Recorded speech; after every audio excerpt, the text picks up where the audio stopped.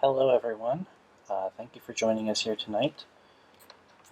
My name is G.Buddell, and I am here alongside Veronica, also known as BladeLakem, to talk to you this evening about Dunny linguistics. Schwa Release. This is Veronica, aka Blade. And thank you for coming here. I'm really excited to talk about this particular topic. Linguistics is a topic near and dear to my heart, as much as the cavern is. So this brings together the things that I love most. Awesome. Unlike last time, when the topic was history, I am not much of a linguist myself. I usually leave that to other folks. So I think this week is going to be a little bit more one-sided in terms of the conversation, but we'll see what happens. Yeah, exactly. Well, I mean, not so much one-sided, but it will be a bit looser. What we know about the new language is a bit more fragmentary than what we know about some other topics. Partially because we haven't gotten a hold of very many primary sources from the Guild of Linguists. Most of what we have, what we know about the language, is through various, attempts at translation and comments that are made in a sort of a secondary way. So, and of course, while it looks like the Guild of Linguists were very advanced in their understanding of linguistics, how they presented that to the non-linguistic Dene public seems to have been different than how a linguist on the surface might describe such things. So we've got a bit of it can be a murky topic, is what I'm saying here. I will try to keep track of some of the various places where people will be making commentary, but I can't guarantee that. I'm just, I've got here and I've got my notes here. And a couple of just other bits of research and reference material. So, sometimes I might be shuffling through those as well. Give you just a moment here, Blade. It sounds like we're having a little bit of technical trouble with our stream. Okie doke. See? Okay. I think we're okay. Callum was saying that he couldn't quite hear me. I think. Callum, can you hear me okay now?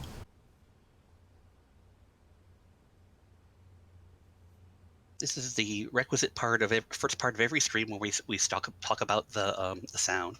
Yeah, sounds like I'm maybe a little quiet. Let me see if I can fix that. Just a little bit. We appreciate people being patient with us. We're still, of course, trying to work out the details on a lot of these things, and getting some of this, getting some of this to come out of the cavern and everything makes things a bit complex. So fun.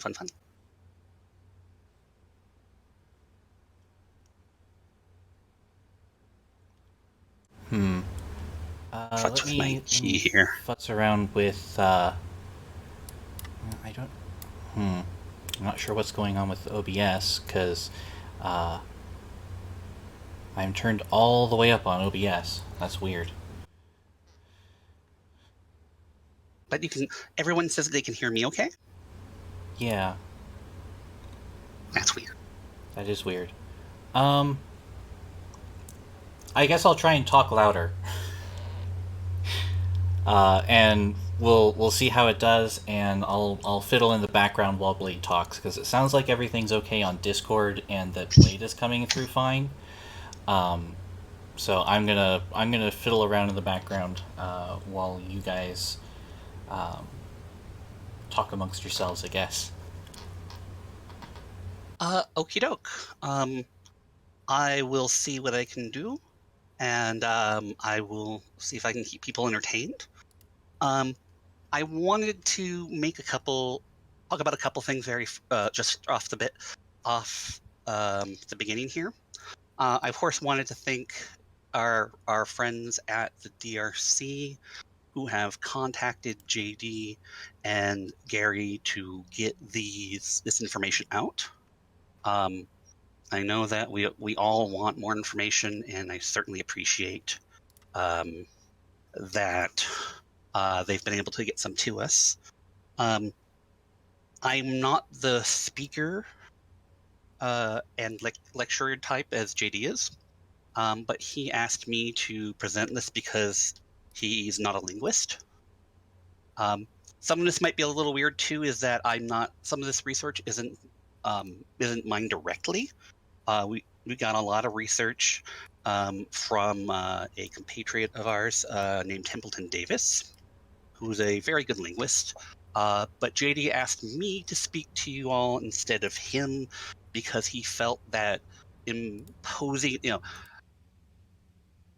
burdening everyone else with Templeton's particular flavor of personality would be considered cruel and unusual punishment. So apparently I'm here because I am nicer. All So right. there. I've done some fiddling on my microphone. If chat could let me know if that sounds better now.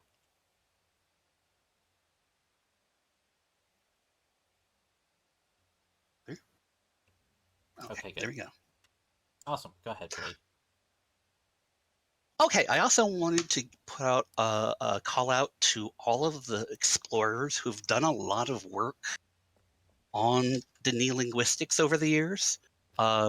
People in the new Guild of Linguists, the people who maintain the dictionaries, the people who maintain things on the wiki, and the people who have discussions in the Linguist Pub.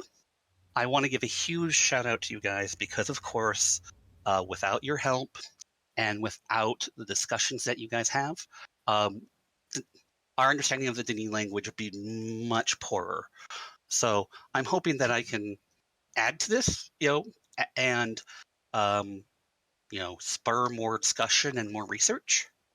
But I really wanted to give the shout out to you guys because of how much work that you've done and how critical that is to the work that I have done and some of the things I'll talk about today. So, thank you, you guys. You're important, and keep doing what you're doing. Let's see what else I want to talk about. I also wanted to mention that we will be getting into the linguistic weeds in some areas, and by that I mean we're gonna be talking about topics that at points are going to be very technical. I will attempt to explain those so that the those of you who are not linguists, or at least linguistically, pretty linguistically aware, can get something from this, of course, as well. And to those of you who are linguistically aware, I do apologize if I oversimplify anything, or if I, explain something that you already know. Just realize that we are talking to a wide degree of people here. So that's the thing here. I also want to talk a little bit about some of the things I think are important to understand Dene linguistics. And some of these are just sort of some things about linguistics itself. And I just kind of wanted to make these statements. I wanted to kind of set those as important out because they will become important in some of the more specific topics I want to talk about. The first one is that linguistics as a science is a social science, and it's a statistical science. And by that I mean that it's a science of taking of information and finding patterns from it on a statistical basis. So there very rarely is a absolute in linguistics. There's very rarely a grammatical rule that cannot be violated. There's very rarely, some definitive statement that you can make about a language that you won't find some small way around. So what we're talking about is in linguistics will be sort of the center areas, and there's going to be outliers, and but we're talking about kind of those central areas. Second is that linguistics is descriptive in the sense that it describes what's there. It doesn't tell you how to do things. So it's not So proscriptive. it's not prescriptive. The archetype of the internet grammar police. That's not what linguistics is about. If you communicate, and the person on the other end understands what you said, it's language and it's okay. That is different than stylistic conventions, which is what people consider proper English or what's appropriate for when being written and that sort of thing. And what we know about the Denis language is really more the stylistic sections, which is we know about said we don't have those Guild of Linguists records, so we see the things that were given to people to teach them about how to properly write essays, write research, how to orate in what's considered the proper style. But we're going to find variations all over. And if you think that sounds kind of weird, I have one word to say to you: Duckney. Yeah. Duckney, he got his point across with communication. The last thing I do before I get into the details is that the majority of linguistics is about spoken language. And even or possibly signs in terms of sign languages. There isn't a lot of linguistics that's based around the written word. And we as a literate society, and Denis as a literate society, had a tendency to mix these up so that we'll talk about the Denis letter D, and how it sounds. And really what it is that there is a sound D, and sometimes people encode it on paper with this symbol, but they're not the same thing. So I'll be talking about how the Denis spoke where it could, though there's at least one of the topics I'll be hitting upon where that interface between the written and the spoken will be very important. So those are my general things. Okay. One of the things that has come up in Denis linguistics is the fact that we know only so much about the Denis language. And the Denis language seems very monolithic from in the resources that we have. Very much, there's a right, this is how it's done. This is how you write the letters. This is how you say the sounds. This is how you form your sentences, that sort of thing. Yeah, I mean they had a whole book about how to write each and everything. They took it Exactly. seriously. Yes, and that's seems to be a position of tradition. And as we look back for the few records that we have in earlier Denis, we see that the language has changed a lot less than we would expect. I mean, Denis was, the Denis were, down here for almost 10 millennia, right? And only 2 millennia on the surface, we have such a huge diversity of language from what was already a diverse set of proto-languages, essentially. So it's been sort of confusing about why would Denis be so stable over time when everything that we know on the surface about Denis about language should say that there should be things changing all the time. We've done a little research on this, and we have what we consider some relatively solid theories. But once again, we don't have the Guild of Linguists records, and we don't know what the Denis themselves thought about the nature of their language and how it evolved. Of course, everybody will point to the fact that the Denis are long-lived, and they had a very low birth rate. So this makes the churn of language run much slower. So Gary, Yes. where do you? I mean, just as a non-linguist, where do you think that the change of language would happen the most? Where does most of language change come from? I would What do you think? say personally, I would say that it's likely in the lower classes where people are perhaps less educated or less less monitored, I guess is one way of putting it. People who don't interact with the proper society, quote unquote, on quite as heavy of a level. Hmm. And you've got a key thing there is that it's the language change happens outside of. Generally, it seems to happen outside the realms of the official, the official governments, the official culture.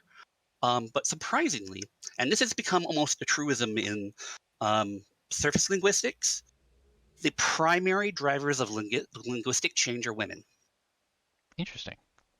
And this has been discovered dozens of times cross-linguistically across surface languages. And we have very little reason to expect that the Denis language works that differently. We think, the Denis pretty much are neurologically like humans. And so we would expect them to work the same way. And what it is that women tend to, cross culture. And of course, there are exceptions. This is statistical, etc. So, but women cross culture tend to communicate amongst themselves more informally. They also, as hero, excuse me, Heuristic? historically speaking. Oh, Yeah, sorry, that's all right. I'm a little nervous. I apologize. But You're doing fine. historically, oh, thank you, thank you. Historically speaking, you know, call in patriarchy, women take care of the children. So when language change happens, it often happens when people are learning the language. The first people learning the language are the children, and they're learning it primarily from their mothers. And there's really a lot of evidence that that is also the case in Dunny as well as on the surface. It Mm-hmm. seems like um, the woman's first responsibility in Dunny was also to her family. Exactly. Denis definitely had a very, set patriarchal structure. A number of the records I've seen, just that involve women's position in Denis, do tend to try to emphasize the fact that it was the position of women was considered almost holy. But I don't know how much of that is, trying to say, trying to explain a difference in how they thought about women than a lot of the cultures we've found on the surface, or if that's even, a bit trying to, provide excuses Yeah, for a patriarchal post society. hoc justification. Yeah, who knows? But the women in Denis do seem to have had a specific set of roles, and taking care of the children were one of them. And in surface languages, we found that women tend to learn language change from other women, and that men tend to learn language changes from their mothers. So the women will usually be the people where you'll see those changes more quickly. And of course, in Denis, they are of a more marginalized class. So similar to, like you said, with lower classes or people who are outside the power structure. So anyways, what this means is that there's a low birth rate, and people spend, people. So that means that the language changes are less frequent. Those language changes are also, taught to children less frequently, and so that and those people, learn the language when they're a child, and they keep those rules in their head that they learned very early for a longer period of time. So that's one reason. It turns out we think it's a confluence of several reasons. That's one. A literate society also tends to resist language change more than a non-literate society, because, of course, things are written down and we try to move back to them. And sometimes, the written, even though they're different things, the written word will maintain certain things, or will even introduce other changes in language inadvertently.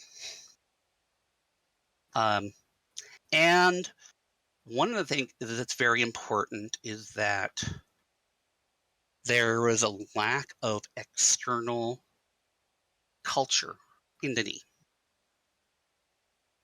Yeah, they were We very know, isolated. yeah, and we know that the Guild of Linguists spent a lot of time working with languages in the natives that they found in various ages. But that's not that wasn't necessarily their primary role, especially as time went on. And the Denis were very inward looking. And they tended not to seem to be all that interested in taking much from the other societies that they encountered. Exactly.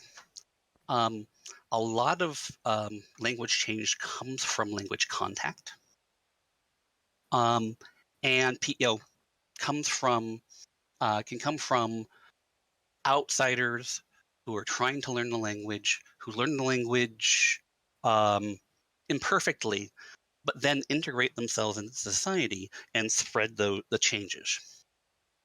This happened in Old English on the surface. The reason English is the way it is because of the Vikings. The Vikings came in, they settled down, they tried to learn English. They they looked at all the crazy stuff that was in Old English and went, holy, you know, oh my gosh, there's so much, complexity here. I can't remember all that, and so they spoke very a sort of rudimentary Old English, which, as they settled, became the basis for Middle English. The Denis obviously didn't have that. The Denis were never, occupied, really, and so they didn't have that information. And the few words that we see that seem to come in that we found that are not Denis itself, are based in Denis, are words for things that you find only in ages. Local plants, local animals, Mm-hmm. strange, unusual types of, geological phenomena, that sort of thing. So, especially after we get to the Metis War, we, there's just not a lot of input. Yeah, And I would say that it would be interesting if we could maybe see what changes happened as a result of the Penta War, because that was such a long occupation, mhm, relatively speaking, but it's also sort of a single isolated event that didn't really carry on, exactly, unlike the Viking conquering of England. Um, yeah, precisely. And it was so little of um, it was, because of the long-lived nature of the Denis, the Penta War was less of a generational, discussion, I guess, a generational effect. mhm. And I do want to say that one of the reasons we can kind of stand here and say with some certainty that Dunny didn't change all that much is, at least in terms of the written language, um, we have evidence like the book for Terani that despite it being thousands and thousands and thousands of years old, um, it was still able to be relatively easily translated Hmm. by the people who were working with Atris during the restoration that he was Exactly. running, and you compare that to something like Chaucer, and you go, "Holy cow!"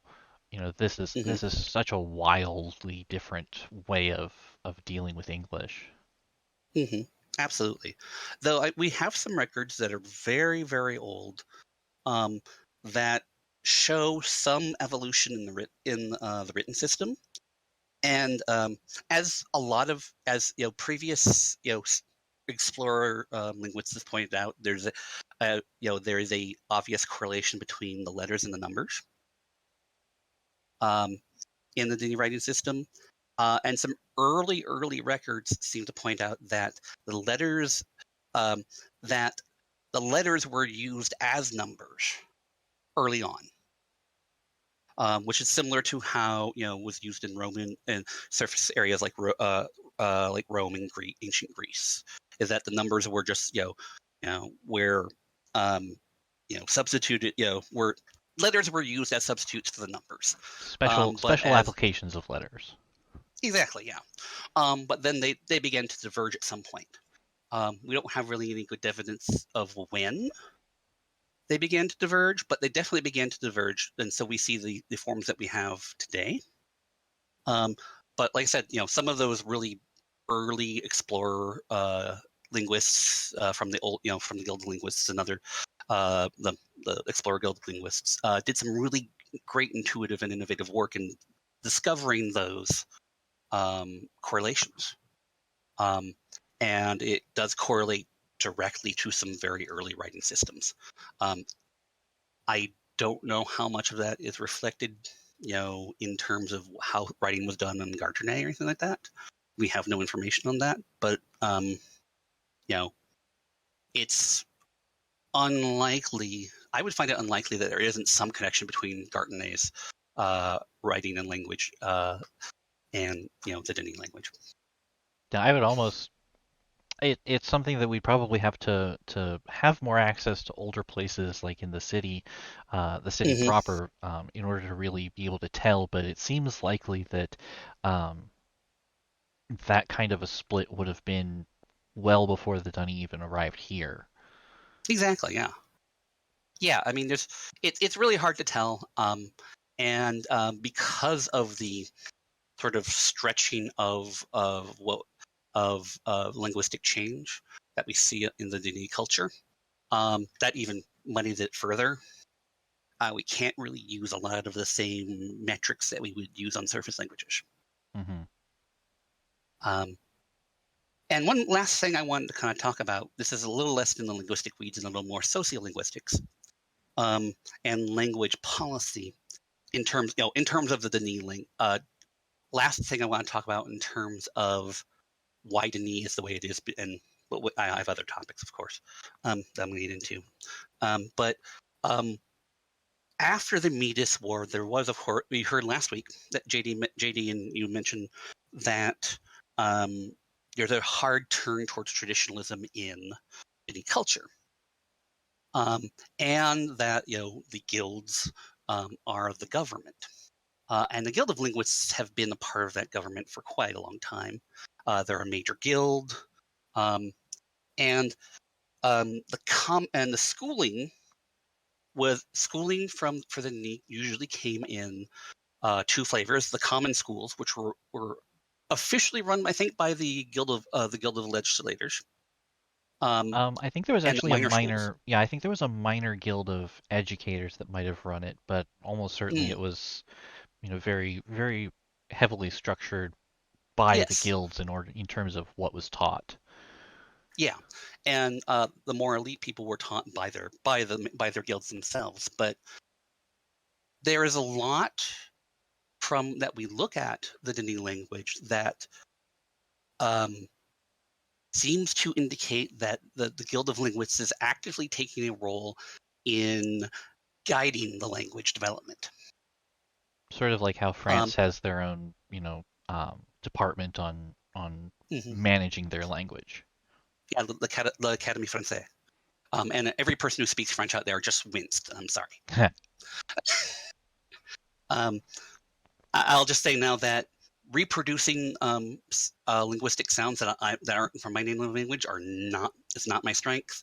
So there are as I'll be talking about specific Denis words and such, there are Guild of Linguists who are rolling over in their graves. But so French out there, those French native speakers out there who I just offended by trying to say some French, I'm sorry. But yeah, another one of the evidence for that is when we look at the Denis language, it's very regular. There aren't a lot of weird side cases like you'd see even in English. We have is, am, are, is, am, are, was, were, went, all these kind of weird side things that you have to remember. And a lot of languages in on the surface are even more complex with more irregularities. Yeah, ask me about fourth declension Latin sometime. Actually, don't. Yeah, exactly. Okay. No flashbacks. Flashbacks. Something that has been noticed as a trend in surface linguistics is that isolated cultures tend to produce complicated languages.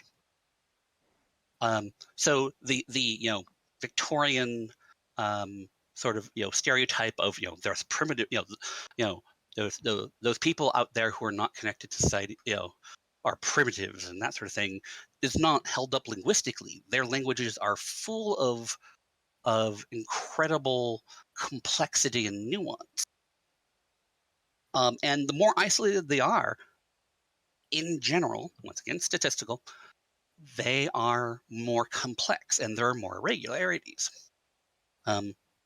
This is because when a new person learns a language, all those irregularities are sort of they soak them in as a native speaker, so they become second nature. And so those irregularities persist. Languages that become less complex grammatically, syntactically, are those languages, once again, that are involved in language contact. English became simpler because of the aforementioned Vikings. Because they stopped using the more complex things because they learned the language later in life and then became the basis of the language. This also happens in various states of Persian. Persian was used widely as an interlanguage throughout that area of the world. And so modern Persian is relatively simple compared to a lot of languages. There's a lot less irregularities, a lot less things you do just cause, and that seems to bear itself out. And then truly complex languages on the surface are like those you find in the Pacific Northwest of native populations there because they tended to be very isolated, and Papua New Guinea, which is also another place that's very isolated. Papua New Guinea has the highest language density in the world. Papua New Guinea by itself has about 800 distinct languages, depending how you count it. That's a lot Yeah, and for not a lot of people. Exactly, and it has to do with the fact that there's not been a lot of interaction. Village A and Village B don't talk to each other very much. They've developed entirely different languages that are more different from each other than, say, English is different from, Farsi or Sanskrit. So it's kind of a little cauldron there. But then we look at Denis, and it's pretty regular. And so the conjecture has been put out there that the reason it's regular is that the Guild of Archivists have, over time, been adjusting the language towards more regularity because it fits a certain sense of Denis efficiency. Interesting. I mean, certainly in surface history, in the 1700s or so, 1670, I'm getting the times, the exact centuries wrong, but there was a big push in philosophy for fixing language, fixing ambiguity. And there was a move towards, removing, trying to remove these sorts of complexities, which led to things like Esperanto and Valupuk and things like that, which didn't do very well on the surface. But when we come back to the Guild of Linguists as 1/18 of the entire government of the Nidini, that's a lot of power, and they're also in charge of teaching all the kids how to talk. Mm-hmm. So that kind of gives, I think, a background for why the Denis language kind of is the way it is right now. Yeah. So another topic that I wanted to get into a bit here was the fact, some of the nature of Denis word building. Because I know that's a big discussion that comes up in the various channels and discussion groups and that sort of thing. Is we have a word, it's this part seems to resemble this part, and a lot of that is simply speculation. However, it is relatively close to how Denis works. Denis is a type of language that we call agglutinating. And an agglutinating language is a language that is made up of small parts that mean specific things, and then you put them all together. You glue them together. Kind of like English how is somewhat. Go ahead. German has, a 26 syllable word for taxi stop or whatever it is. They Exactly. take all these different little pieces of words and cram them all together. Exactly. It's very Um, literal. exactly. It's very literal, and it tends to take its smaller parts from other Denis words. We see this, this on the surface, we've seen examples of this. English is somewhat agglutinating. Look at the word anti-disestablishmentarianism. Or German is very good. even simpler things like fireplace. Fireplace, remote control. Yes. You know, Very, very creative. senior electrical engineer. Yeah. Um, and we see this in certain other languages, like in the Turkish languages. Though on a different level. Turkish languages tend to do agglutinating more in terms of grammatical features, while Denis tends to rely on it very heavily for derivation. So we see a lot of, because we'll see a lot of words that in English seem to be, different words to us, but come from the same word in Denis with just a couple of suffixes. Like courier versus carry. Lesu, which is the verb to carry, and becomes lesutan, which tan is a person who does something like the er, and we get lesutan, courier or carrier, which then gets adapted later on to messenger. And so the verb lesu is a core ancestor of the name for the Guild of Messengers. Fascinating. And the short name for the Guild of Messengers is Telesu. So, Interesting. yeah, and I think, you can see that other languages in the surface do this. Japanese has a tendency to do this. It's often called portmanteau, where it will take a chunk of a word and a chunk of next word and chunk of words and squish them together. Like Lolita is a couple of different words, that sort of thing. Japan, as a culture that has lots of contact has a history of taking words, especially like from English, anime, that sort of thing, and then using those as connections. Dini does not. Dini does not go to other languages that it has had contact with for its parts. It goes back to its own parts. And that's why we get words and names like, say, garrison, which, let me look up my notes here. I had it here a second ago. But no, garrison, which is made up of several Dini words, which I can't find in my notes in the moment, so I don't remember. But here's another good example. Let's see here, Teledon. Teledon is actually derived from several Dini words squished together. It's literally the place of mushroom spores. It's To, Elamarti, Nadan. But that all gets squished together into Teledon. This happens a lot in Dini names, but it also happens in those more complex words where we would use something like two words to get like the remote control or that sort of thing. Dini chops things up and squishes them together. There seems to be a pattern of how they chop them up, but we haven't been able to quite derive what exactly the pattern is.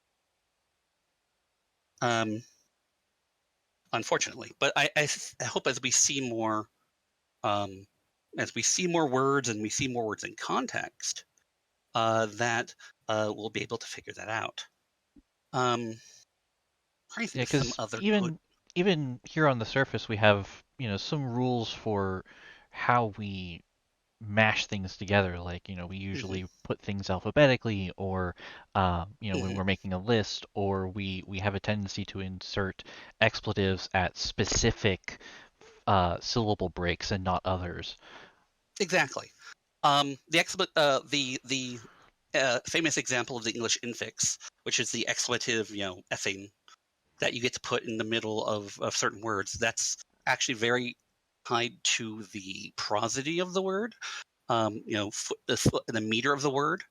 And so, you can't say ab-effin-lutely. You say abso-effin-lutely, that sort of thing.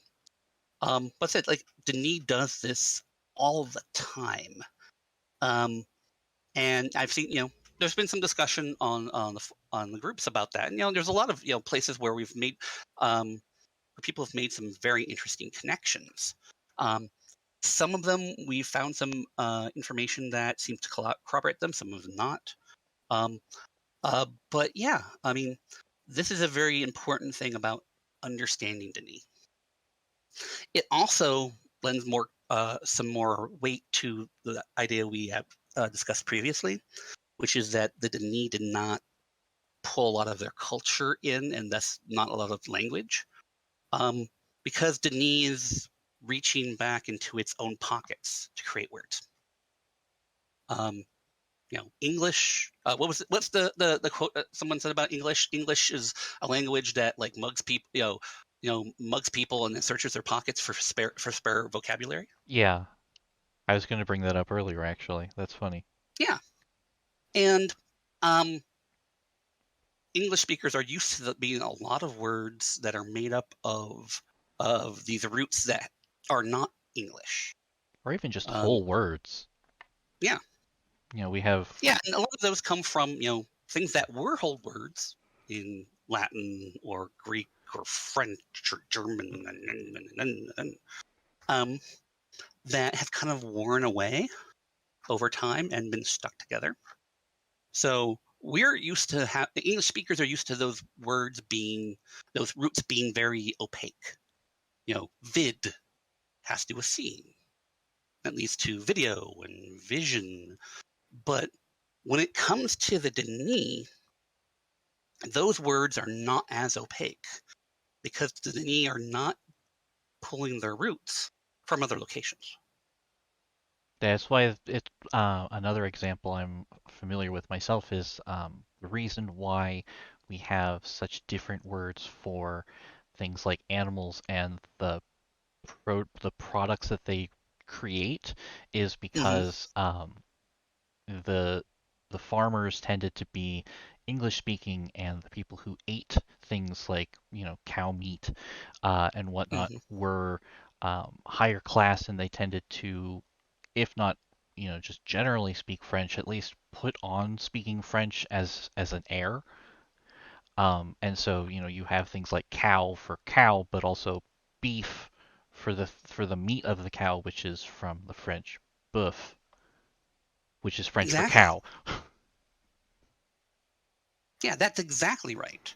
Um, Now we see some of that sort of we see some evidence of some of those divisions in Denis, but once again, Denis seems to be stealing from its own pockets. Um, just recently, in the the words that we've been distributing recently, um, you'll notice that there was a word for a page of regular paper, or versus a word for a page of paper used in the making of linking book, vor. Um, Now we know that those kind of mean the same thing, but they're distinct, and so to the D they were they're different words, and we don't know how close their derivation is to one another. Was one created and then the other? Um, do they come from different places? I mean, it seems kind of seems like it'd be sort of obvious to say, well, okay, well they came up with page and then they changed the B to V, which may have been the case, but we don't know that for certain. Um, and so some of those may have come from different accents early in the Denis. You know, it's certainly possible that early Denis had a word for page, and but then there was an accent that became very associated with the Guild of Writers, the early Guild of Writers, and they may said they may have said vor instead of bore. Those sounds are really really close, Or vice versa. but It yeah, used to be all four, but then the language drifted slightly away from it, but the writers maintained that original uh, spelling. exactly. This is another thing that happens that we know happens in surface languages, where usually this happens across cultures, where one language will borrow a word from another language, um, and then a simple word like that this group over here has a word for tree, and then the group over here takes that word for tree, but they don't use it as tree. They use it for something specific, more specific. It's the tree from over there. The Um, the Sahara Desert is just the desert. Yeah, and you see things like in certain parts of England where they're you'll have place names which translate literally all the way down to hill. Yeah, I've seen a couple of Um, those pop up on Twitter the other recently. yeah, and because of the division between the upper class and lower class, and the major guilds and the non-guild in Denis culture, it's very possible that the guilds developed some of their own dialect at certain points, especially if they were in groups that were more in the ages than not. Um, and so that can be that could be a smaller sort of microcosm of that same process of borrowing a word that's general over there, um, but then making it something very specific. Um, but yeah, I mean, and then we'll see. I mean, you'll see, if you look through the words that we know, you can see that there is a lot of that going on. In fact, I just found on my notes garrison, which is Garo, Aria, Sinaran, which is great protection structure. It takes the Ga. and then from Garo, and the Re from Aria, which I think mostly is that it just drops the ah there. The Aria, which are the vowels get dropped, and then the Sen from from Cinnamon, and there you go. You've got a great place of protection. Yeah. I think this is going to be important, an important bit of information as an important heuristic. Now, I'll use it heuristic properly now this time. An important heuristic as we look at further words, because there will be places where we're going to find chunks of words inside other words. We have to be really careful here, though, I think. It's very easy to find false cognates. Yeah, there's only so many syllables, and finding one inside of another word doesn't necessarily mean they're related. Exactly. And that's where it gets really tricky, because without a lot, we have only a certain amount of data, and we don't know, it's hard to find those minimal pairs. It's hard to find those things that we can compare to actually figure out that sort of information. There are some things I think that are pretty solid that we can look at. Words that start with to or t or toe are often going to be locational based, because Toman is, toe is sort of the location, is the prefix that hits all locations in Dini. Toe means location at the beginning of the word. We have Teledon, we've got Taman, we've got Tamana, we've got phrases like Temet, which means, like this place, and so Chakota. I think we have, Dakota. And there are a couple other ones, the D apostrophe, for again, that sort of thing. And some of our, you can see some of the, these common suffixes. So the suffixes tend to be a little more grammatical in their derivation, in the sense that those are the ones that are more likely to change words from one category to another. Such as, ton makes a noun from a verb, or et makes an adjective from a noun, that sort of thing. The Dunny we're definitely not afraid to verb nouns and noun verbs and so on and so on and so on and so on and so on. There seems to be a lot of those sorts of suffixes to sort of just transform a word into another type of word. Yeah, exactly. And the Dini were not afraid of making long words. To an English speaker, some of the words for some things that, for us are very short words, feel very clumsy, because it's, you'll have sequences of affixes like ton and tav or tav-ton. And that, to an English speaker, that feels somewhat clumsy, because we tend to take shorter words from other locations and substitute them. But the Dini didn't do that. So it's another one of those things, it's important to understand sort of these sort of meta rules and meta trends in the language, that we can then start, applying to the information that we have. So, that kind of leads to the last bit of research that I wanted to kind of present, which is actually something that involves, because I mentioned the D prefix, D apostrophe, Mm-hmm. which we all know and love. And one of the other pieces of research are specifically about part of that prefix. So, okay, D apostrophe Ni. How do you say that? Denis. What other ways have people said it?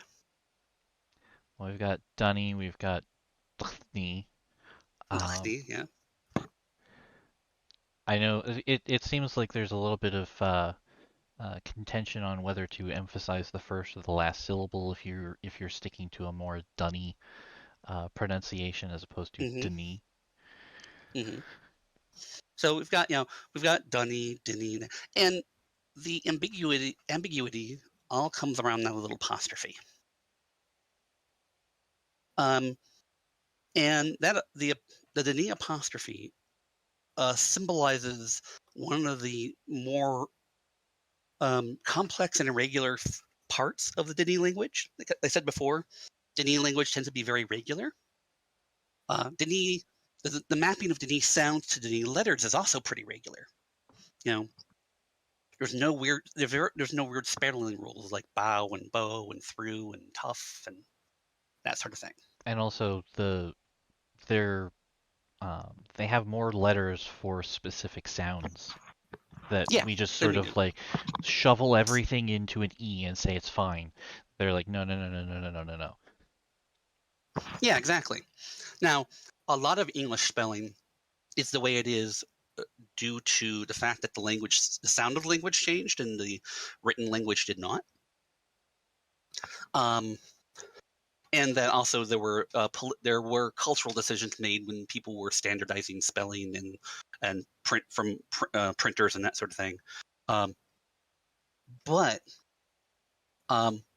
this, what we call the Denis apostrophe, is a pretty complex topic, and we found some more definitive research on that. And this is a place where we come back to the idea of that the written language is different than the spoken language, and that the spoken language is is the more primary of the two, Mm-hmm. because we tend to think of it, oh, well, that's the apostrophe, and it sounds like this here and there, and what actually is happening is that the written language is symbolizing several different distinct phenomena that are happening with a single symbol. Which is sort of rare for them. It's out of character for the Denis. Though you can if you go back to it, you can kind of see some of the reason. You can imagine the path that would lead to people sort of viewing that as a similar thing. Mm-hmm. So the Denis apostrophe, there's two distinct phenomena that are going on when someone writes an apostrophe versus when they speak, what they're saying. And one of those phenomena is very complex. But let's start with the less complex one. And something that we've noticed, obviously, a lot of people notice, is that if we look at a word that has the apostrophe in it, how we pronounce it depends a lot on what was the letter, what letter was before it, what sound is before it. So we have consonants, which are sounds that we make in our mouth that involve some sort of constriction or air flow modification. And then we have vowels, which is another class of sound, where our mouths are much more open, and the dividing lines between vowels are very much more fluid than they are consonants. And we've known for a long time that if you see an apostrophe after a vowel, you're going to pronounce it differently than if you see it after a consonant. And so the more simpler version is that if you see an apostrophe after a vowel, it symbolizes what's called a glottal stop. A glottal stop is something we have in English, but we don't think of as a separate sound. But we do say it. It's a sort of sound. It's a sort of like you stop if you say like uh-oh. That kind of stop in the middle, uh-oh, that's a glottal stop. Like I said, in English, we don't think of that as a separate sound. It's just sort of, it's something that happens when other sounds squish together. It's something that happens in certain dialects, that sort of thing. But many languages on the surface consider the glottal stop its own sound entirely. I see one in the chats, someone, was it Shaloa O'Brien, asked if it's like Gaal from the Bible, which now the people who are, who speak Hebrew are rolling over in their graves because I tried to say something in Hebrew. Throw your tomatoes now. I agree. But yes, that's very true. And I think as we go along, we'll find some more parallels there. But we'll come back to that. But the apostrophe after a vowel is a glottal stop. And mostly we see it in words like the OS, that sort of thing. We often see it between vowels in Dene. So there's a vowel on one side and a vowel on the other. But we also see it in words like Ritneref, like the name Ritneref. And you say, notice I'm not saying Ritneref. I'm saying Ritneref. Because that apostrophe after the I means something. It's not just, extra writing. It's not a silent letter. In that case, I'm curious, what would you say is the proper pronunciation of Igura then? I'm not too sure exactly what the first sound is. I've seen it in a couple places where it's I, and it's a, but it's going to be Egura. So when we divide things up into syllables, Egura,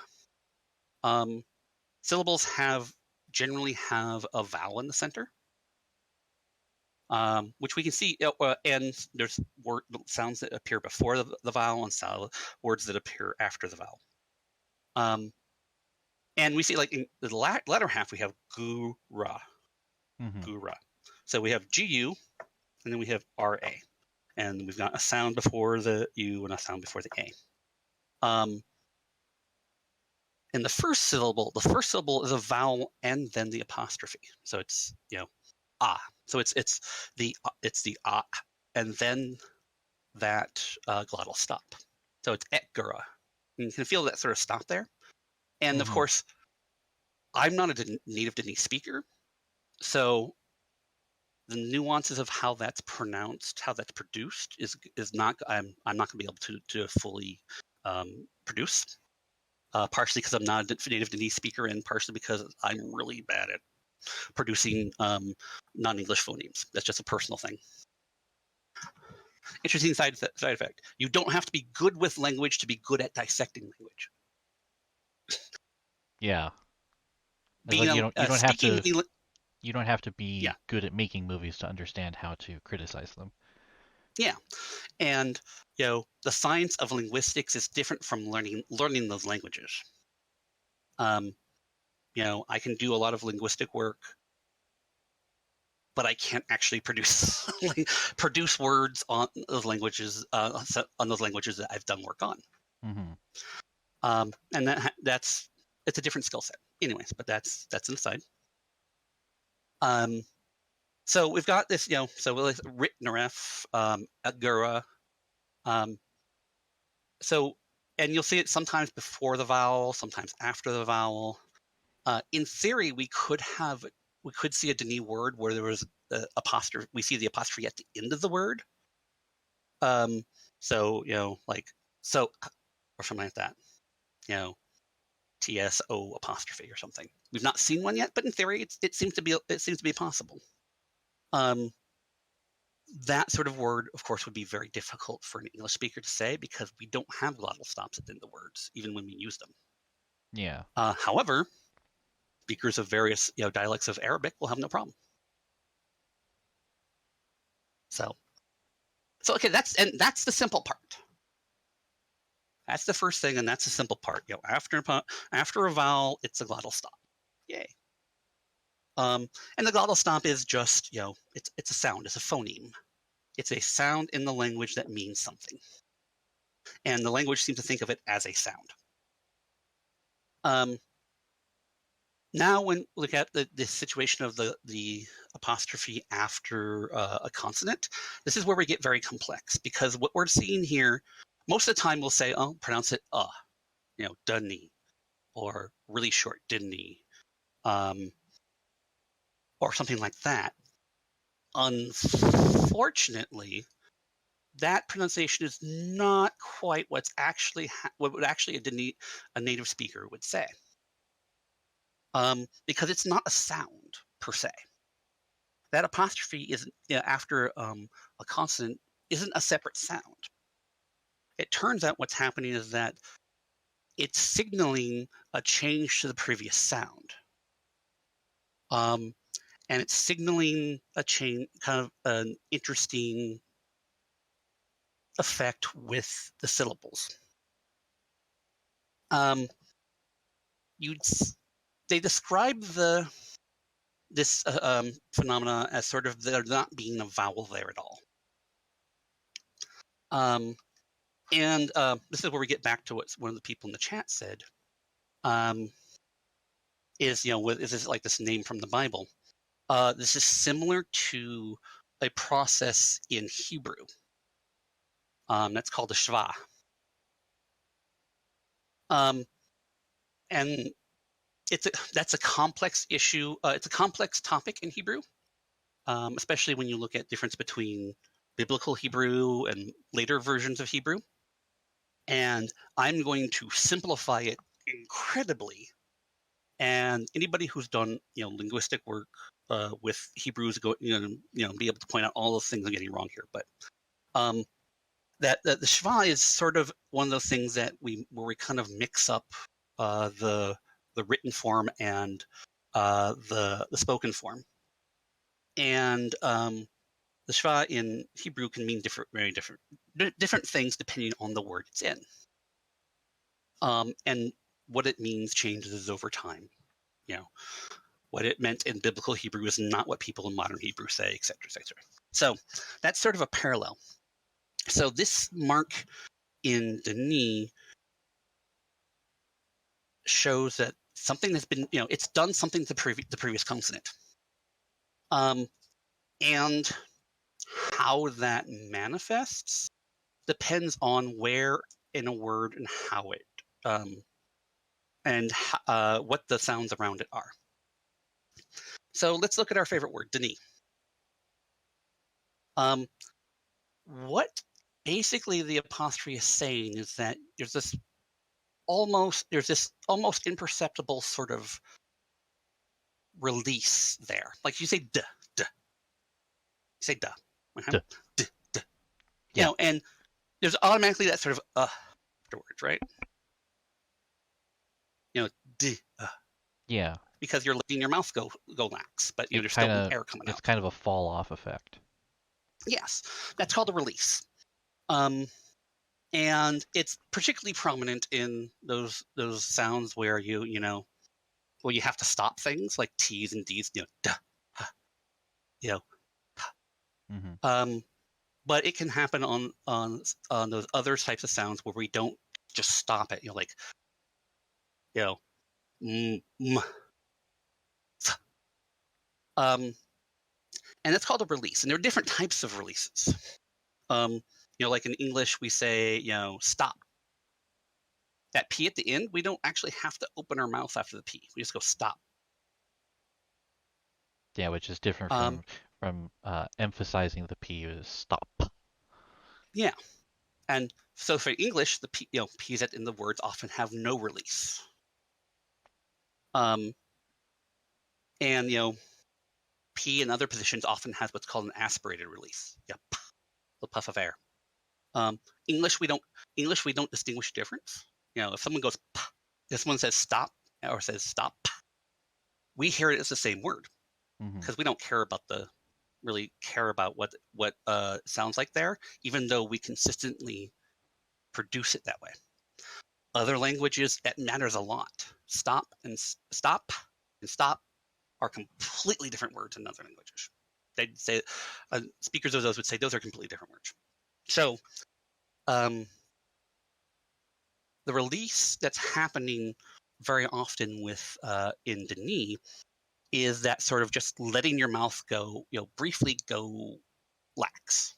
Duh, duh, duh. And it's called a schwa release. The schwa being the sort of sound that you make when your mouth is relaxed. Denis does have a letter and a sound that is schwa, and that's different than this release. We have traditionally in Explorer linguistics said that they're the same. And it's like da ni, zana being a word for the end of a story, zana. But that's not the apostrophe n apostrophe. It's the and symbol, and because they're different things. It's hard to tell in the word Denis because, in a way that we say it, it almost acts like a vowel. We can say Denis, right? Mm-hmm. Two different syllables. And when you say it like that, that sound might as well just be a really short Pretty much the same thing. I do want to Denis hop. speakers, I want to hop in real quick and just say the schwa, for those who might be familiar with dictionary pronunciations, is the upside down e. yes, exactly. The upside down E. And you'll see, have seen in the first of the words that came out in December, harot. That when I wrote that in the International Phonetic Alphabet, I had a little upside down E as superscript up in there. And I borrowed that from some things I saw that some linguistics studying Hebrew did, to signify that that is a release. It's there, but it's not a separate letter. It's just an effect that gets applied to the sound. And Denis can apply that to any one of its consonants. So you've got mala, which means lizard, and that sort of thing. Now the funny thing is that a lot of Denis would have described that apostrophe as being no verb, no sound at all. Even though they would say something with a sound, and if you didn't put a vowel in there or put the wrong vowel in there, they'd go, "Hey, that's wrong." In a way, Denis, when we split it into two syllables that way, is not how a Denis speaker would have actually said it. They would have actually said Denis as one single syllable, with the d, as really shortened d. Mm-hmm. So you've got the d, which has this little modification with the at the end, and then the n at the beginning of the syllable, and then the middle of the syllable e. D. It's sort Um, of like an opposite of, I know, in Latin, especially when you get into Latin poetry, mhm, they tend to take advantage of the fact that you can kind of smear vowels mhm. to kind of cram words that are just a couple syllables too long for the meter.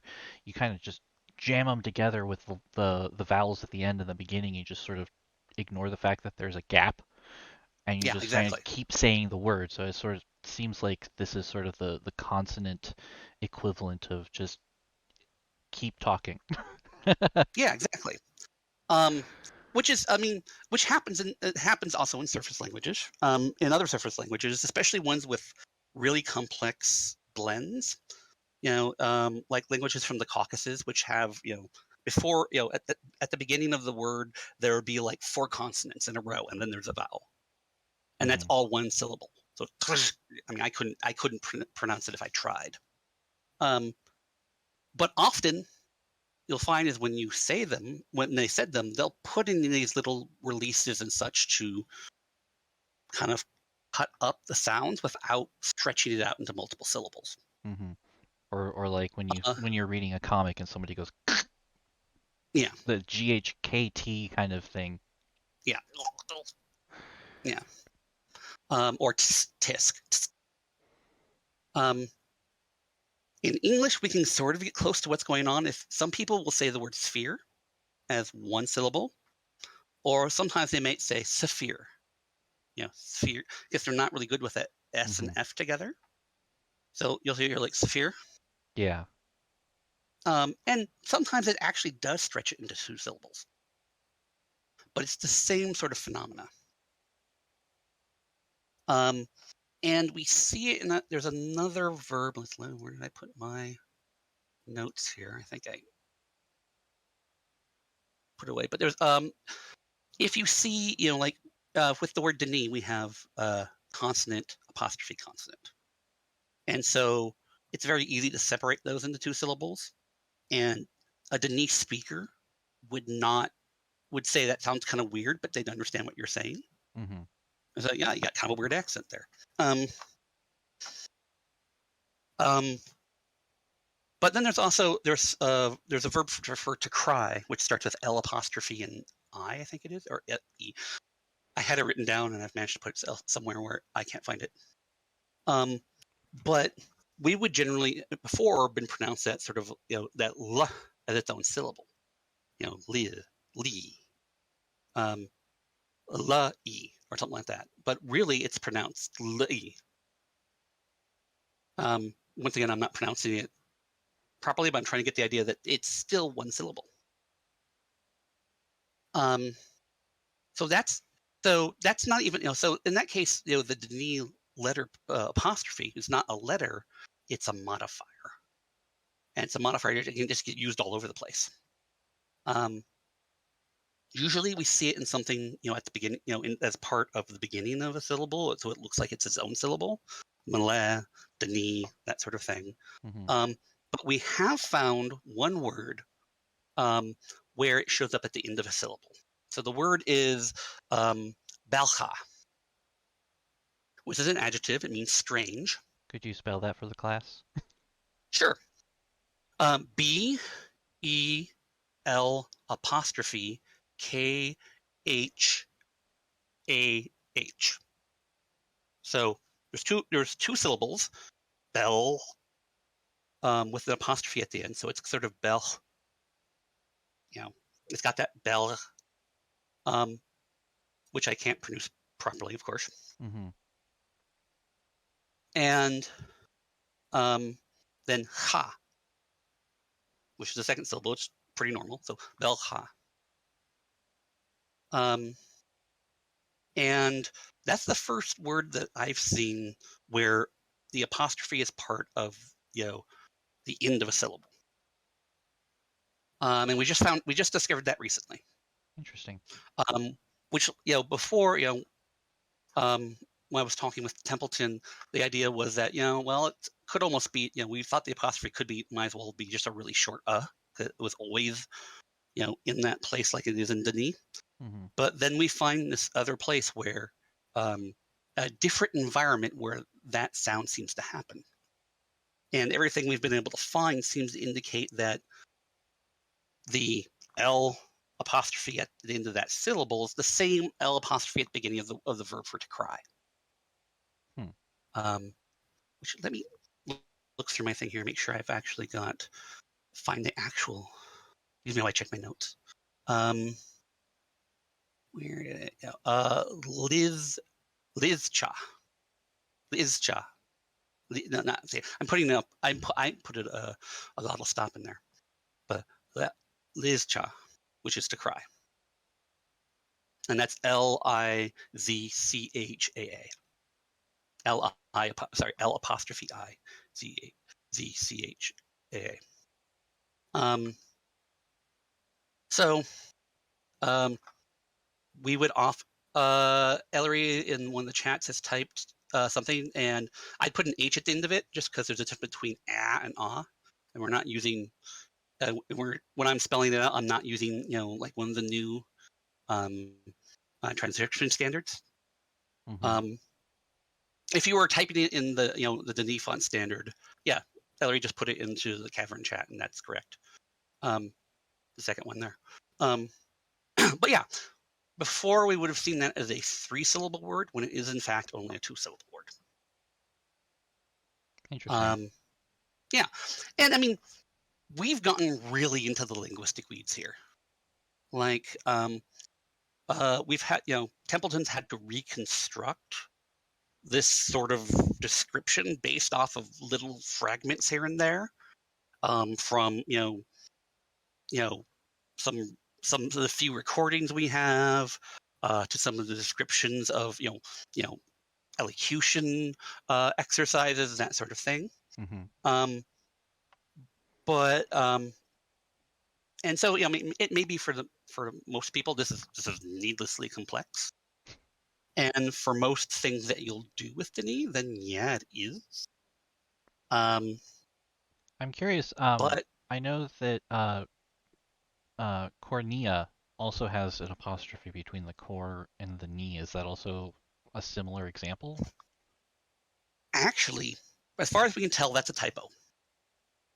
Oh, okay. Or I mean, it's possible it could be an alternate use where the apostrophe just doesn't actually have any value, any spoken equivalent. Kind of like how we use apostrophes or something similar to squish letter words together, or like in the some of the things that you mentioned in Latin poetry and such. Mm-hmm. But we haven't found any other corroborating evidence that you would say cornea any differently Okay. than we would expect without it. And we have seen it written without it.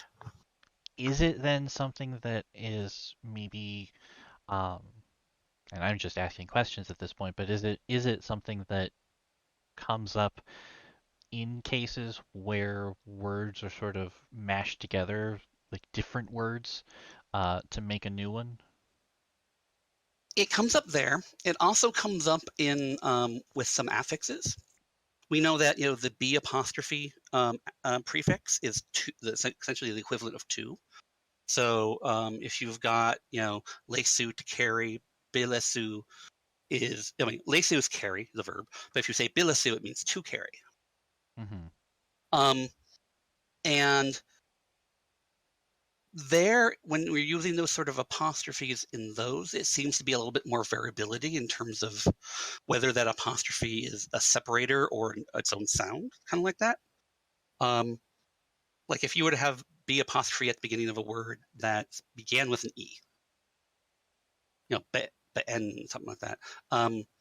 In that case, it would be more of a separator than it would be an actual sound. But that's the only variation in that direction that we've seen, really. Interesting. But that's once again, what we're seeing written Yeah. is of a particular style.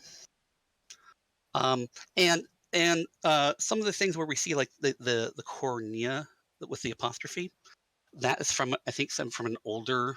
It's from a different area. I forget exactly which thing it comes from, but there was a reason that it was considered a little non-standard, because all the other locations that we've seen, cornea, we see it without the apostrophe written.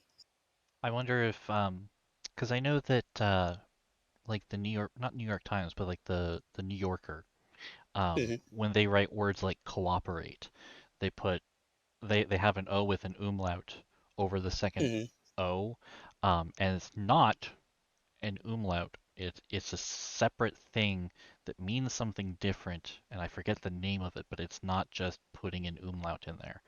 Um, but I'm wondering if that may be uh, similar to what's going on here. I think it's a very good analogy. Oh, cool. And you'll see. It's not an umlaut; it's a diareses. There's another one of those words I never get right. But yeah. And you'll see sometimes like Germanic words from Germanic languages. They'll be um, they'll type the e at the end of a word with the two dots on it, the umlaut over it. And it's not necessarily an umlaut as much that it is a reminder that you actually do say the e. Mm-hmm. Because that in that word the e didn't become silent. Okay. So we can see some of those things here as well. We see less of them, I think, in Denis, because once again the language has been sort of. I mean, my theory is that the language is being guided by the Guild of Linguists, but we still do see some older things and some variations that continue to persist. Yeah. Um, Nobody can have 100% complete control. yeah. Oh, and I think this brings up another issue, which I wasn't going to bring up, and before we get to Q&A, but I know I've gone off longer than I expected. So this is what That's happens all when you right. let me talk about linguistics. That's all right. That's what we're here for. All right. But another thing is that not all sources are equally valid. And we have these sources that that point to a particular elocutions or particular styles of writing, and those may be appropriate for that style of writing, but may not be as instructive as what people were actually saying on the street. Mm-hmm. Um, and some of the writing depends on the writer's own skill with the language. And I'm going to say something I think is a bit controversial here, is that one of the primary things that we look at is Atris's prayer, is one of our references, because we've had a lot of there. And I'm going to say something controversial here. I don't think we should make that as much as authoritative as we do, Mm-hmm. because it was written by Atris. And Atris is not a native speaker of Denis. Yeah, he grew up speaking English. He grew up speaking English, and I would also make an argument that he also knew Spanish because of where he lived. Yeah, But seems likely. that's a different rant entirely. Yeah. Um, but he is not a native speaker of Denis, and so he's going to make mistakes or make choices that a native speaker would not. Mm-hmm. And so when we look at his work, we know that there's some mistakes in there. And when we look at his word choice, this doesn't necessarily reflect the word choice of a native Denis speaker. And you see that sort of thing with once again, there are certain words that in the language you just don't use in certain contexts, but there's no reason for it. Yeah. Like for instance, you rarely call butter rotten. You don't say it's rotten butter. You say rancid butter. Mm-hmm. But Um, there's no reason you know, not to be able to use the word rotten. yeah, and some people do, but in general, you will find if you go out there and say it's rotten butter, people go, oh yeah, it is pretty bad, isn't it? Once again, statistical nature of language. Yeah. But then you also things like we say that someone is in cavern, they're in Agura, but they're at the great library in Agura. Why are they at the library but in Agura? Yeah. Why why are you in a city but at a location in English? Yeah. Um, Saying or I'm at is it Houston is not quite right, but no for no particular reason. exactly? And a person who is not a native speaker may say, "I'm at Houston." Mm-hmm. Um, native speakers would go, "Oh, that's kind of weird, but I know what you mean." Yeah. Um, we are not seeing those rules in a lot of cases. In our, we can't extract those rules from what we have, and sometimes I think we need to look at some of the things that the Denis written by Atris, and maybe even again, because he's a heritage speaker of Denis. Heritage speaker meaning that he learned it as a child, but then didn't use it very much, and then came back to it. Mm-hmm. Um, and so they're going to make decisions in terms of word choice and sentence structure that would not be what a native speaker would be, and may reflect biases brought in from other languages. Uh, Atris is going to write to be more like English than Viovis would, Mm-hmm. because English is his native language, and that's how his brain is wired to think of how language works. Yeah. And I'd also say, I don't know if it's necessarily that controversial of an opinion, um, to say that we need to kind of look at Atris's prayer with a grain of salt, because I know that some of the original linguists, whose name is absolutely escaping me at the moment, but the person who built the first Guild of Linguists website in the Mm-hmm. community, also had similar reservations about treating Atris's prayer as like a super reliable source of information about Mm-hmm. Denis. Oh yeah. Talanis, yes. Thank you, Ocelot. Oh, come on. Yeah. Okay. So I've ranted for a long enough time, so if there are people who want to ask questions, I will endeavor to answer the best I can. Once again, I'm not the premier Denis linguist out there. I don't have the experience with it, like say Templeton does, or members of the DRC, but I will endeavor to answer what questions I can. Okay. For the purposes of the stream, let me pull up my key here so we can see what's going on. And I would like to start by taking questions from those who are here in the cavern. I will read them out for the people who are listening in on the Discord server. But if anybody who is in the auditorium with us has a question, please feel free to go ahead and type it out. And Blade, if you had seen anything in the chat, because I know you were monitoring key chat, if you've seen any questions come up that you didn't answer while you were speaking, feel free to start there.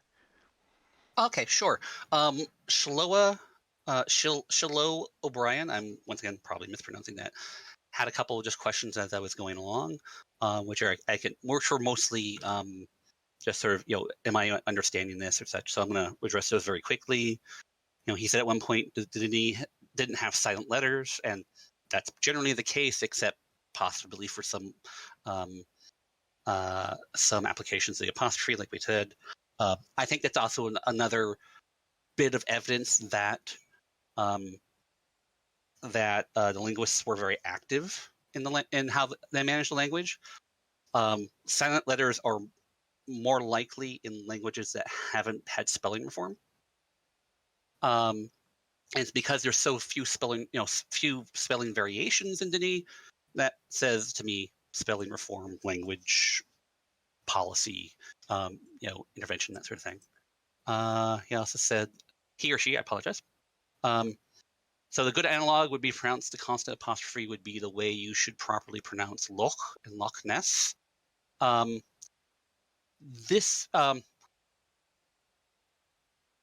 would not be necessarily the same way. That's how Escher pronounces it, interestingly enough. And that's, I think that, Escher's pronunciation of Dechni isn't as variant as people might think. But yeah, that wouldn't be the way that, as far as we can tell, a native speaker would have described it. So those are the ones. I think a couple more popped into the chat there. Do you just want me to keep hitting those, or? Yeah, sure. Go ahead. Okay, Kelsey A.T. on the subject of sources. How many sources do we have of the less rich, more common folk people of Denis and how they wrote, talked versus the more rich, guild tiered level Denis society? We have very, very few sources about how the Denis on the street would have spoken the language.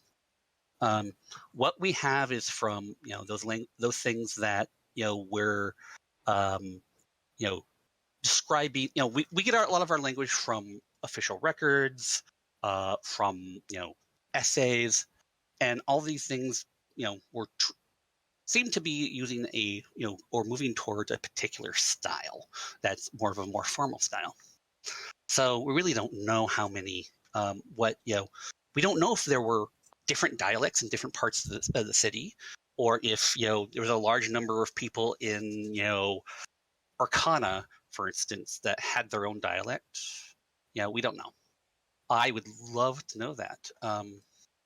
And if there was another dialect in the cavern, I would suspect it would be a class-based dialect. There would be, like you mentioned, the upper class and then the lower class dialect. But we don't really have any sources on that, unfortunately. Yeah, we don't. We have very little information. Oh, go ahead. We don't really have the functional equivalent of Roman graffiti. Yeah. The Denis graffiti is just an interesting concept. Yeah, it seems very out of character for them. It seems out of character, but and especially since they could just clean the walls really quickly, just wave one of their stone stone molding things over it. But it might be interesting to see what it looked like. because it would be written in a less formal script. And also, Um, I say it's out of character for them, but again, we're judging based on the character of the upper class, which is where we've got most of our information from. exactly. Yeah. So I would love to have some information, just in general, about the lower tiers of the Dini society. But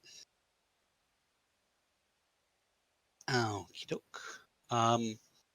There is a question in the Twitch chat from Ocelot. I can hit that one, or there's another one in the Cavern chat. Go ahead and do ocelots first, and then we'll get to Uru 348. Okay, Ocelot says, have you found anything that Dini excludes specifically, since what it says as much about a language as what it includes? Now, I'm not sure exactly what area you mean here. Do you mean in terms of words, things that are separate words versus things that are not separate words? So I think on that one, I'd have to have Ocelot type in a little bit of context on that one. So I would, for instance, gender. Okay, so Ocelot says, for instance, genders or such. If you're looking at grammatical features, Denis, how to put it? In some ways, Denis seems very Indo-European. But it doesn't have genders, which are a very Indo-European sort of feature. But it marks plurals. It has its verb forms are relatively Indo-European in the sense that there is there's imperative. I mean, not imperative. Imperfect versus perfect. There's progressive. There's past, present, future. Though English doesn't have a, the Denis have an actual future tense, while English does not have actual future tense. There are ways to say future things, but they're not really actually a tense per se. And Denis tends to be a little bit more specific about what those prefixes mean. I mean, Denis obviously is pro-drop, by meaning the fact is that it will drop pronouns when it doesn't need them. In fact, is what we would say is an obligatory pro-drop, which means that, when you say, if you want to say something in Denis that says, I do something, there's no word for I in the subject. It doesn't exist. It's indicated by the ending on the verb. Like So, Latin. like Latin, but Latin has a word for I. It can use it. It Yeah. doesn't have to because it's indicated, but Denis doesn't seem to have a subject word for I. They also, if I remember correctly, don't have articles. Like Denis has articles. The R apostrophe or re shows up in a lot of places, and there is an earth, erth, ERTH, that is sort of an indefinite particle. It doesn't get used as much. But the pronouns that we see, like we think of like I or me or he or her or something like that, we only ever see them in non-subject positions. So we never see I, but we do see me. That's zu.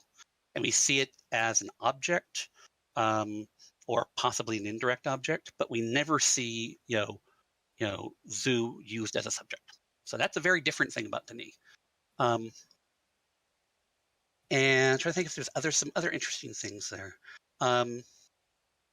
I'm sure there are, and my brain's just glossing over them over the moment. There are no genders or noun classes, as they were generally called.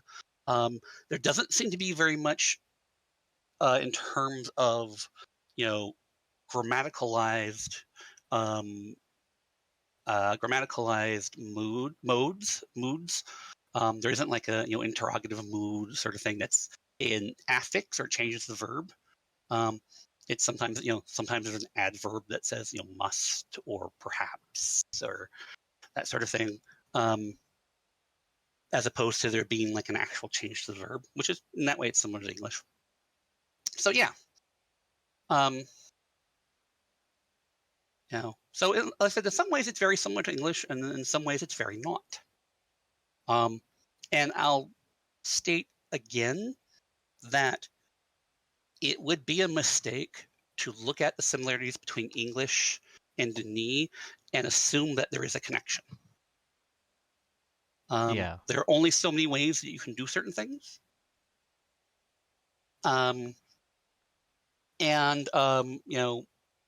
Neurology tends to even limit that in some other ways, it seems.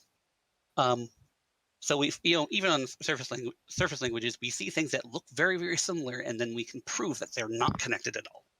Mm-hmm. So there are some theories about certain things that from Dene that may have influenced surface languages. One or two words that people have pointed out, but we have no definitive evidence of that, and so be very careful about positing a connection between them. That's very easy to. It's a very easy rabbit hole to go down and be completely wrong. Yeah. Okay. Let's go on to Uru348, who says, what's your stance on words that we have no confirmed meanings for, and the heuristics to determine that meaning? I mean, I think that the agglutinating nature of the language, that made up of smaller parts. So I think that there is I think that dividing those parts up and seeing where those parts appear in other words is an important step in that. And especially in those areas, where we've seen, those sort of, we've seen, attested words where those changes matter. Like we know that toe at the beginning of a word has to do with locations, and we can see that very readily in different places. And so we can safely, look at something that begins with toe and go, okay, maybe this refers to a location. But it's difficult that if there are sets of letters that just happen to be, sort of similar,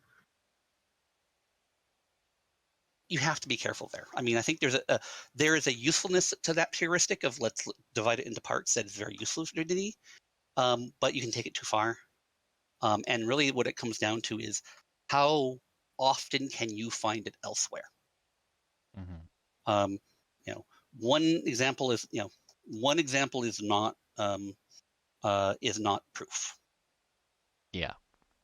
Especially in languages where even in a more curated language like Dene seems to be,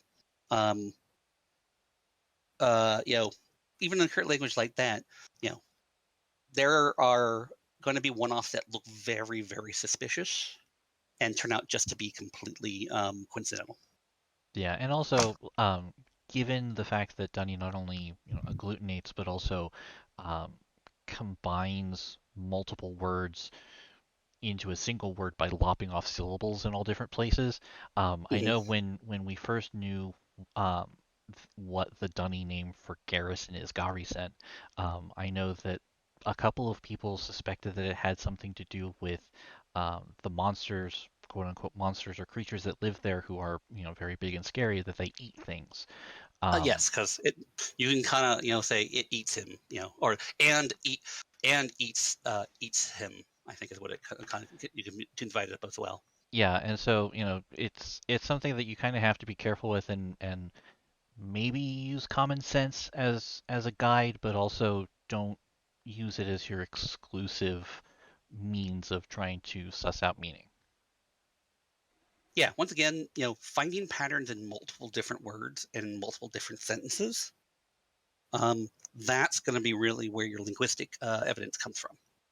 Yeah. Now, and unfortunately, there are a lot of places where we just don't have any corroborated evidence for anything. Mm-hmm. So there's going to be speculation one way or the other, but it's it might be right on, it might not. Yeah. So to move on, Shiloh O'Brien also asks, how much information do we have about Dunny poetic forms? It seems to me that the Guild of Linguists' drive to make the language more regular would limit it. I don't know if the drive. Okay, once again, assuming that the drive to make the language more regular is in fact the case, that's just a theory right now. I am a proponent of that theory, but I have to admit it is just a theory. but making it more regular doesn't necessarily affect the ability to make poetry in it. In fact, in some areas, it might make it simpler to make poetry. But there's also that question, but we don't know much about Denis poetic forms. We don't know much about what the Denis considered poetic. Poetry in one language is different than poetry in another language. And, what's considered, English rhyming is considered a very poetic sort of thing, but may not be considered that way in Denis, especially given how many of the same endings, words that have the same endings, how many words end in ton or tav or that sort of thing. So we don't know. The only information that we have involving Denis language at all in terms of its artistic style is specifically in the orthography and the written system, that sort of Denis mandala thing that you see, the Denis symbols, the words and such, like we see with Ayuhik, and you can find them in Teledon, and that's the only language-based art form that we've really seen. And like I said, it's all visual, so we don't know about the spoken ones. Mhm. I would guess that oration was probably pure speculation. I expect some sort of oration or rhetoric would be considered a good art form, but we don't have any specific records that indicate that. The last asks, was always curious, do you think there was any pronunciation differences between Atris's name versus his grandfather when spoken by the Dunny? I haven't seen any indication. I'll jump in from a historical perspective and say that they're written exactly the same in Dunny. Um, they are AYTRUS. The AY being the specific vowel sound AY, not two different letters. Um, Yeah. they're spelled differently in English in order to be able to differentiate them.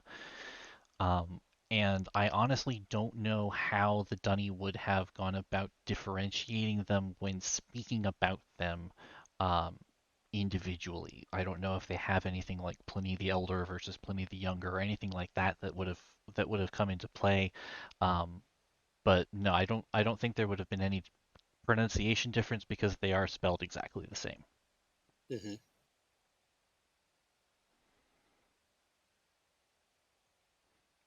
And Okay. actually, if you read the Book of Atris, the novel, the first time that Atris comes across the journal that Gen kind of keeps close to his chest when they're navigating down the descent, he realizes that it's his grandfather Atris's journal, and it's spelled the same way in that book.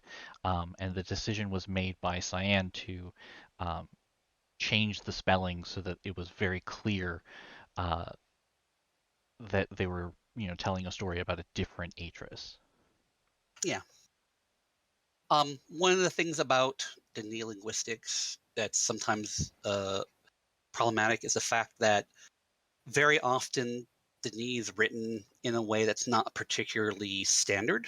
That's sort of when we talk about the old transcription standard or OTS, that's usually the way it gets written down with, ah is AH, but some people will write as one E or EH.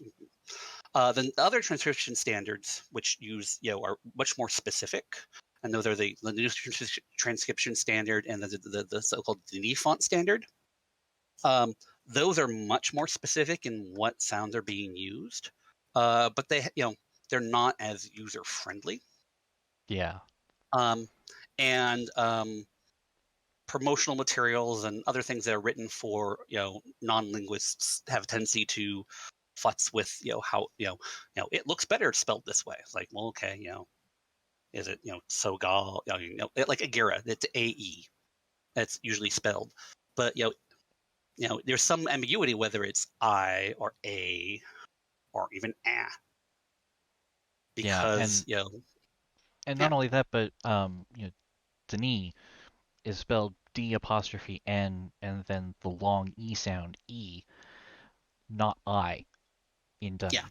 Um, but D apostrophe NI looks better, and so Mhm. that's what they went with. And there are cases throughout materials that we've received from Cyan where the spelling that we have in English is not a very fair representation of the actual letter forms that the Dunny would have used. Yeah. It's often done for the purposes of readability, or just in order to sometimes simplify how things, simplify indicating how things should be pronounced, but it can also cause problems, like when trying to differentiate atrus from atrus, it introduces the possibility of, well, are they pronounced the same or are they pronounced different? That's not the case. Interesting thing there, actually. A little bit extra interesting trivia. The island of the Guild of Illusionists in the cavern, Katha, Hmm. that's not how it's pronounced. How is it It's pronounced? Kava. It's Kava. What we write as th is the what linguists would more regularly write as the dh. It's a voiced version of it.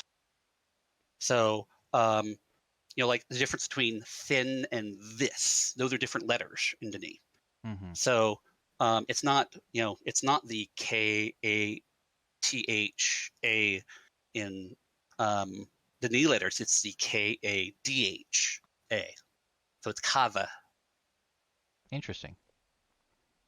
Something to I make just sure discovered I've that just recently looking something at to make something. sure So we have set correctly on the wiki. yes, I just ran into that recently, and just I thought it was really interesting. Because I know a couple people who've used Katha in various things that on the internet and with names and stuff like that, and it's like, no, it's actually Kava. Hmm. All right. And I think that's all the questions that we've gotten from chat, Hmm. both in the key and on Twitch. I know that Ellery said that she had found some questions that were uh, posted in response to some of the Lexember tweets. So I'm going to ask her to come on down, and I will pass the mic to her so that she can read some of those off and have you hopefully give us some answers. I will certainly try. Once again, let me make sure I have my notes ready. So hopefully that'll be. Yeah, I'll see what I can do. All right, Ellery, go Yeah, ahead and take it away. sure, sure, everybody. Um, Speaking of weird accents, I have been informed that I speak Dani with a very weird accent. Um, I speak everything with a very weird accent. When Blade is working on linguistic stuff here, she very regularly asks me to pronounce something so she can look at how weird I'm saying it. So, Yes, um, yeah, so Hillary is a just linguistic anomaly. I am a linguistic anomaly. Um, I just pulled up some of the Lexember tweets and some of the questions that people have mentioned. So the first one you mentioned was the one with the little upside down e, Hmm. um, and I was thinking most of us would have pronounced that Herat or Herat, but so what it is more of a Hrat. Yeah, yeah, it's definitely. I mean, you can approximate it by saying harat, but saying the very very short. I mean, or you can say it sort of eh. I mean, I tend to say the Denis when I'm Denis. It sounds sort of but um, that's close. Okay, cool. And listen, I chose that particular way of putting it in the IPA because I'd seen it used in similar places in some Hebrew documents I found, some Hebrew linguistic documents. Um, I don't know if I'm using it in the same way that a expert on Hebrew might.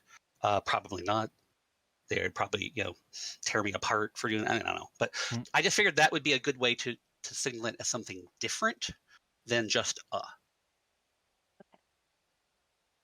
right, let's see what I've got up here next. For Genakai, the neighborhood, people are asking if there's any information about the origin of that name. That often the neighborhoods were named after people. Was there a Genakai person? I have not found Or any information about where that name comes from. It's interesting that very often you'll find some information about age names, about where those come from, but we don't get a lot of information about what the sources of the different areas of Denis are. And do we have anything about where in Denis that neighborhood was? No, I Okay. simply found that name in a list of neighborhoods. Yeah. Next, let's see. Dawn, everybody just was like, okay, now we're hungry. Mm-hmm. Did you do that on purpose? No. Because then you went with go later, and it was all about soup. I just thought it was very interesting that just a very simple word like "go" meant something like soup, as opposed to foot or the semper, Mm-hmm. meaning triple or threefold, does that make per a adjective forming suffix Yes, it that is. indicates a multiple? It is. Yeah, or fold, like threefold or such, or yeah. Okay, It so seems to be keeper. relatively productive, so you could use it pretty much with any number. Cool. Yay, suffixes. Yeah, Denny has a lot of them.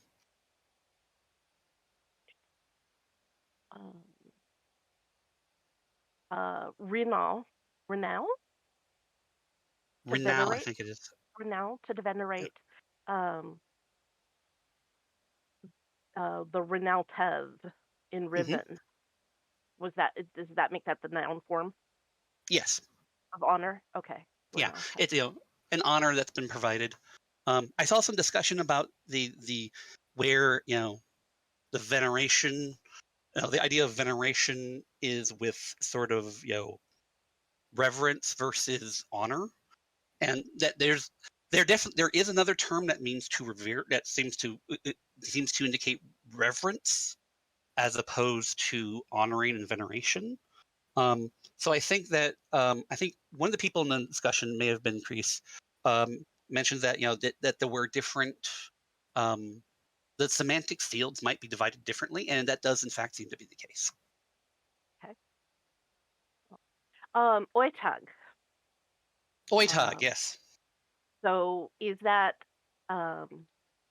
we see it as Koitag in Atris's prayer, and again, looking at that idea that Atris was not a native Dene speaker, Atris typo, different I derivative. don't have much information about that particular usage there. I mean that it's possible that Atris may have been trying some sort of complex pronoun, into, or I don't know. I'd have to look. Yeah. I haven't done much. I haven't looked at that very definitively. I'll ask Templeton, see if he's done any work on that one. Okay. And how does that relate to oitag meaning to teach? We also have shoku that means instruct. Oitag tends to get used a lot more in the various derivations. Oitag tav, that sort of thing like that. Shoku doesn't get used in as many derivations as well, so you just don't see it as often. So so that's one difference. I'm not sure of the exact semantic boundaries. This is one of those places where if we had some more examples, we'd be able to draw some better conclusions. Okay. So maybe shoku is more like formal instruction or high level instruction, like the difference between, high school and university. Possibly, maybe One of those. shoku has some connotations of lecture. Mm. Who knows? Or But yeah, possibly, like we have different words for teach and train. yes, There might be some boundary on that line. yeah. Oh, and then the last one I see is with rilnar for insignificant. Mhm. Wonder the question of does that mean that nar would mean significant? Rilnar appears again in interest is prayer. But Larry says what appears to be a verb form of nar is found in the Talashar text on the cover of Book of Atris, which uses the word bonar. So that might be I'm something to not have aware of. Templeton dig in. I haven't done any. I haven't done any. Looked at anything in terms of the connection between vonar and nar. But was it Larry? I Yeah. was talking about real nar as two different as a compound. Rilnar appears in Atris's prayer. Okay, Um, real nar is in fact a compound. okay. So real does mean not, and so nar likely means significant. Okay. I find that interesting that there's also nara, Mm-hmm. um, which may be one of those false cognates I was talking about. But that does seem like a sort of Denis thing to do, is to we've got this our best Significant stone and we rock. call it insignificant stuff. Huh. That's conjecture. I'll say that right there. Conjecture. So don't write that down as definitive. That just seems like it'd be. It seems like it would follow. And once again, this brings us back to being careful about the difference between coming out with ideas versus proposing rules or anything like that. Do you have more words coming out for Lexember? Are we going all the way through the end of the month? There is words all the way through the end of the month, all 31 days. Woo. Hooray! I think December has 31. Did I? Yay. Yeah, there's Yeah. 31 in Yeah, December. total. I suddenly had a fear that I was making a fool of myself.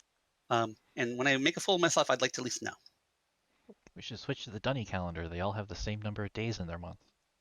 I know, right? But they don't have weeks, so we wouldn't get a weekend. No, I don't think the Denis got weekend either. Ugh. How much? So this is a fangirl me asking questions now. How much digging is Templeton going to be able to do? Templeton and JD have got this project of language stuff going. Are we going to be able to have things like translations to various notes that were scattered about cavern and odd things like that? I don't know. I don't know their current list of translations, what they're specifically working on right now. But it definitely, I think, I mean, it's a possibility. But I wouldn't, who knows? I mean, maybe we'll find some Guild of Linguists records, and then suddenly we'll spill out a bunch of stuff. Who knows? Don't count your borrow before they're freed. Yeah, and sometimes asking Templeton, what his plans are is not very fruitful discussion. He's terrifying. Just so you all know, Templeton is terrifying, and just be glad he's not here talking to you. None of you would survive it. Oh, I won't say that. None of you'd all live through it, but you would be scarred. You wish you hadn't. Yeah. Actually, But, I have one thing that kind of came to mind thanks to something Ellery said. Do we have any particular examples of Dunny aphorisms or metaphors like, don't count your chickens before they hatch or something like that? the majority of the ones that there's some evidence of some sort of like proverbial things like that. But when it comes to like metaphors and such, the most distinct one we've seen is the numbering one, which is to the 5 or to the 1 or to the 25. Okay. With the idea that you might state the conceptual metaphor as degrees are that you can measure. How to put this?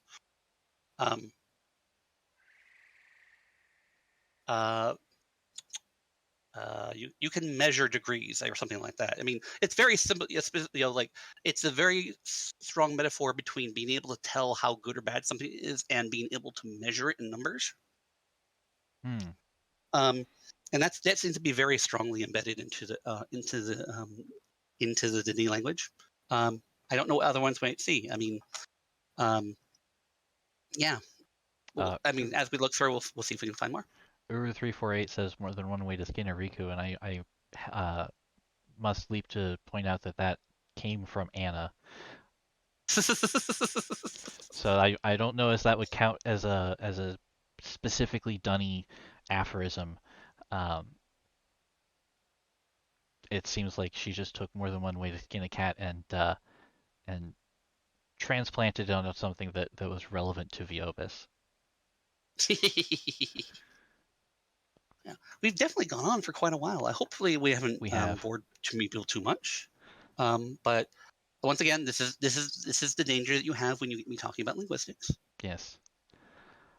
I think that's going to wrap it up, though. I haven't seen any more questions pop up in KeyChat or on Twitch. So I think that will do it for this evening. Thank you, everybody, for coming, whether you're in Cavern, listening on Discord, or watching us on Twitch. It is a pleasure to have been able to put on another one of these, and hopefully we'll be able to put another one on after the new year. I think everybody here is going to be busy with the holidays for the next couple weeks. So we will see you again after the new year, and we'll let you know in advance what the next topic will be. But we will be back here in the Guild of Archivists Neighborhood. I think the camera setup here is much better, and we've got a little bit more of a structured space for doing this kind of stuff, and it is kind of what it was supposed to be for anyway. So thank you, everyone, for coming again, and we will see you all next time. Shara. Shora.